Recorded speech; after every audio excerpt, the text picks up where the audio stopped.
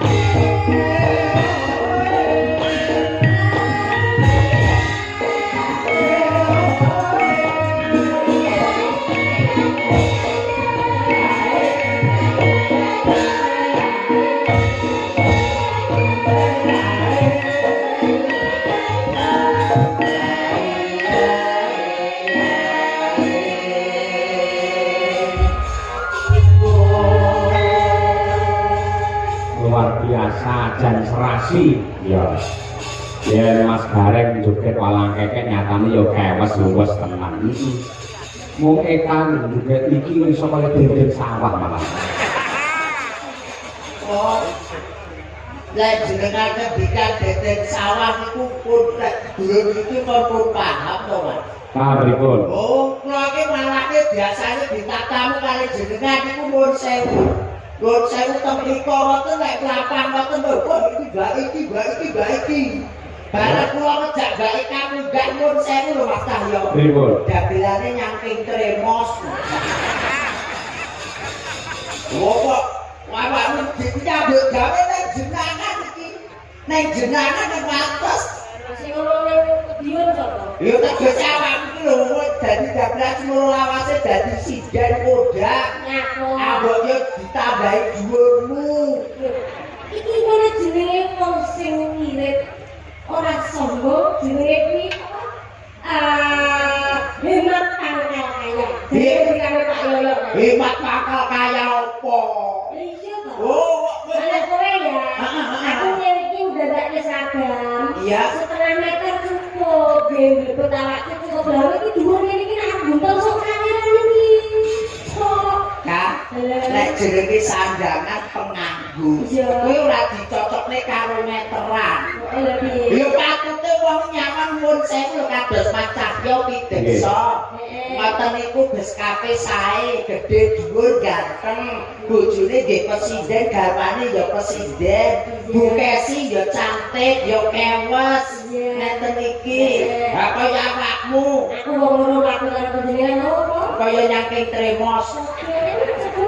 Aku ditekoki Pak Lurah sapa jenenge Munaji. Pak Munaji. Arep endi to, Kak? Bar tuku wedhus korban, Kak. Lah waktu kono kok iso denden sawah kene kaya tremos. Sopo mesti ora lara. Ya ora aku awakmu didangu Mbak Lurah jarine ngono to. Lah aku dangu pacare ya ngene. Awakmu rono aku budal ning pasar jenengan nuwun sewu Mas Gareng badhe tidak pundi arep bulan batang. Bisa ae dhewe aku karo gandengan terus sijine nangke batang. Aku to. Bisa. Wah saiki aku batang.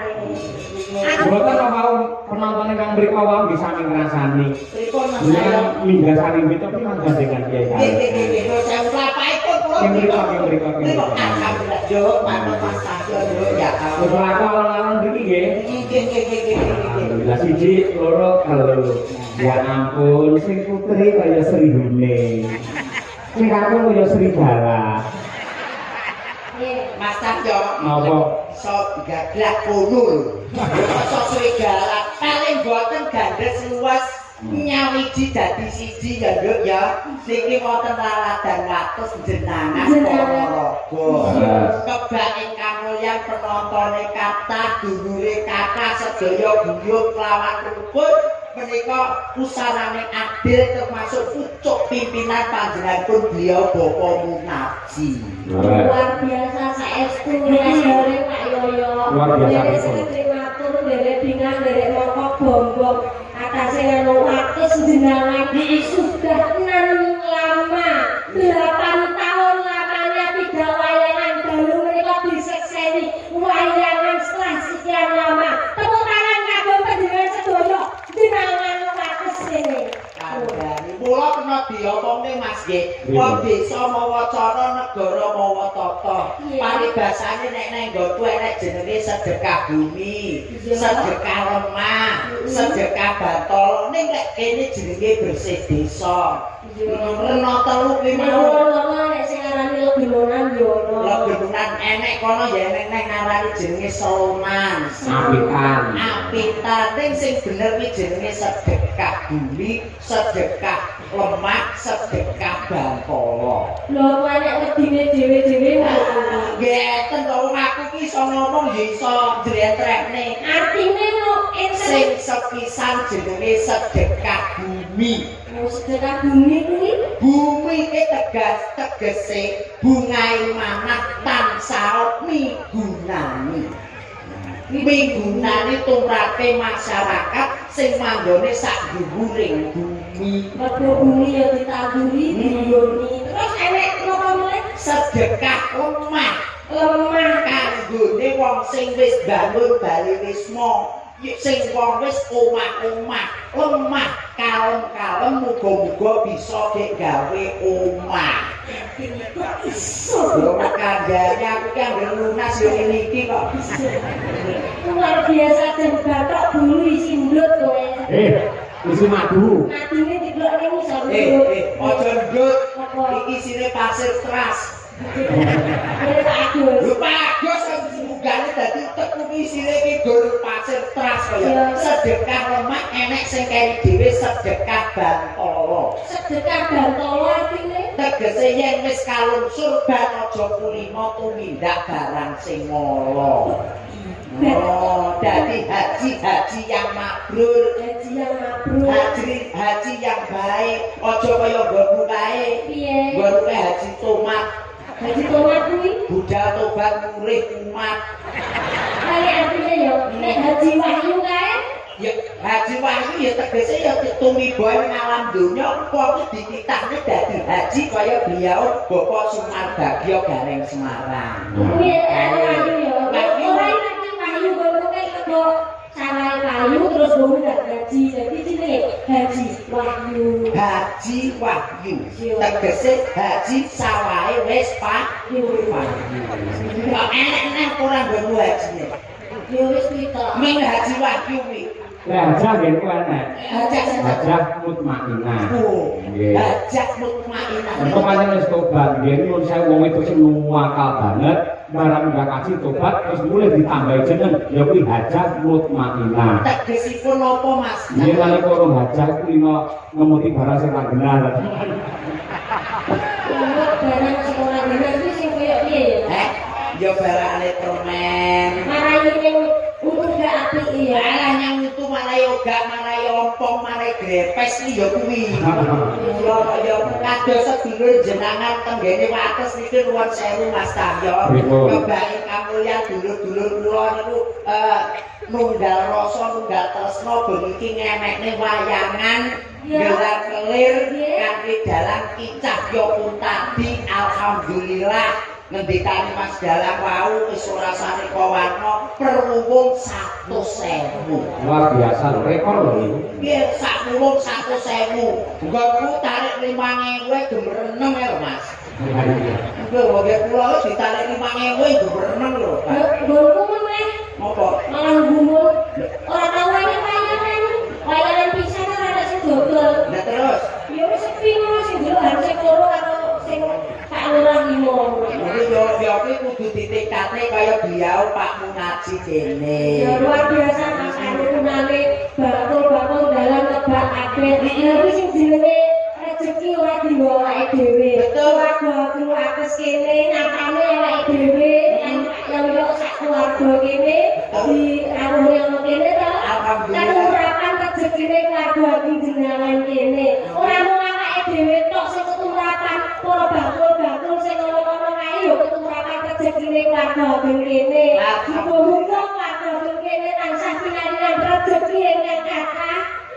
Amin. Rezeki ingkang berkah. Amin. Pinangan sehat. Amin. Kang panjang yuswa. Amin. Sing urung entuk jodoh kaya sing ngono ya Pak. Muga-muga nang entuk jodoh. Amin. Sing wis duwe bojo, muga-muga tambah ya Mas. Tambah berkah. Tambah berkah kakantenan putra putri ingkang saleh lan salehah. Amin. Ibu-ibu langsung ngapur kabeh. Tambah berkah ngono. Ora sing duwe utang, muga-muga sing diutangi ya ndang lali ya. Terus semangat kabeh. Wis utang ndang lali malah dikroyok wong pirang-pirang. Dan ikhlas tapi jenenge itu diundang utang. Iya. Saling mengingatkan. Betul. Bahu membahu kaya keluarga ageng kene. Keluarga ageng jenengan wates pripun kabare? Kali sunipun tak nggih sae to? Alhamdulillah jenengan reksani Mas Gareng kabul saking Pacitan. Sae nggih? Mas Gareng sae apa sae? Sae. Kang mangkato dhewe. Iki sik anu nek bicara sak lajenge sik elek iki Apa apik iki? brobosan. Kok yo kulino awakku lho. Kuatine teng alam donya kok yo nyedake kancane.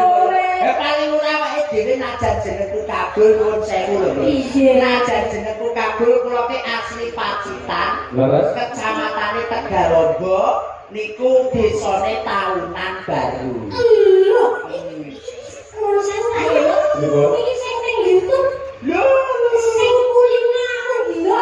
Asmane Mas Garangan Pacitan. Lho iki apa? Garangan Pacitan. Garangan Gendrawut nggonmu. Kok iso Ya jare Pak Yono kene gendeng Surakarta Surakarta. Nek Sragen Sragenan. Sragenan. Nek Ayogya Ayogyan. Nek Gareng Gareng. Wah. Ya, Nggih mau Mas Gareng mau alamatnya desane pundi? dulu. Nek kula nggih tetep Pacitan, Kecamatan Tegalombo, Desa Taunan Baru. Kok menawi Mas Cahyo tadi jatipipun? Pulau Karanganyar, Kecamatan Jaten, Desa Jaten, Sawan kampungipun. Sami kali Mbak Kesi. Sami. Lah iki kan di tepang Luar biasa Pak dalam undang di dosen di Surakarta. Betul. Kok Karanganyar Jaten. Jan Moncer Asal Jaya. Rurono dhisik Pacitan, Pacitan Tegalombo tahunan baru. Mas Cahyo karangan Jaten. Dalam undang desa sisi Surakarta tambahane misuwur kontek asline. Mas Gareng saking Pacitan. Hebat nggih. Mas Mbak Eka saka Kabupaten Sragen. Sragen. Men kenal. Nggih. Terus kecamatan Saking Sragen Sukodono. Kecamatan Sukodono. Nggih. Desa Desanipun Balarjo. Dusunipun? Mas Cina Pacitan dengan Jaten. Ya. Anaknya. Kalau saking Sragen Sukodono Balarjo. Dusune.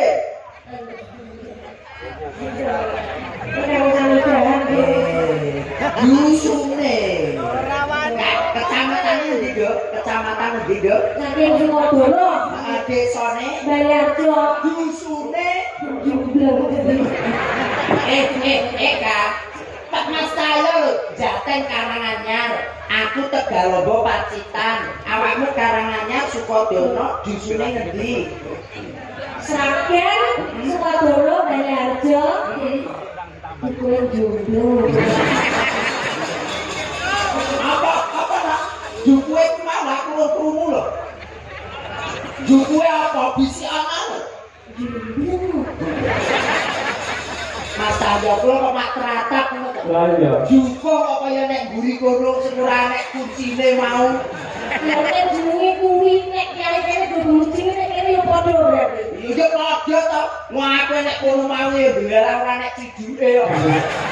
Terus kamu njaluk obat karo Pak Madi. Iya aku jaluk obat karo Pak Kunang. Ayo obat apa? Tak obat tablet nih. Lah niki kata sangat pamundhut Mbak Eka Mas Gareng. Jadi wau wonten sing ngesake Mbak Eka supaya ngendang. Oh, diaturake. Terus menika saking kawula Hari-Hadi. Nggih. Nyuwun gending belo. Salam kagem lingkungan RT 2 RW 2 Kerajaan Wates.